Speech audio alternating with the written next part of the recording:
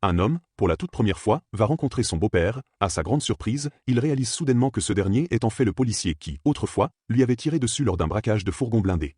Heureusement, à l'époque, il portait un masque et son futur beau-père ne l'avait pas reconnu. Comme il a désormais un enfant avec la fille de cet homme, il décide de tourner la page et de devenir un bon gendre. Mais à peine a-t-il eu ce sursaut de bonne volonté que son beau-père lui sort une petite astuce bien à lui, typique des gens sournois.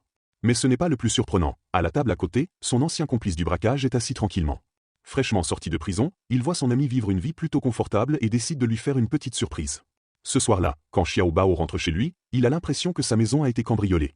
En regardant les caméras, il découvre que la personne qu'il redoute le plus est là. Sans perdre de temps, il file au débarras et, avec son pistolet à air comprimé, montre qu'il reste un vrai pro. Pendant ce temps, l'homme fait semblant de chercher quelque chose et assure qu'il n'a aucune mauvaise intention, mais qu'il veut juste proposer à Xiao Bao un gros coup lucratif. Mais Xiao Bao, qui commence à mener une vie honnête, ne veut pas replonger dans le passé.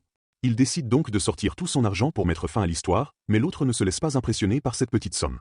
Il insiste. Pour gagner gros, il faut viser encore plus haut, laisse son numéro et s'en va en rigolant presque follement.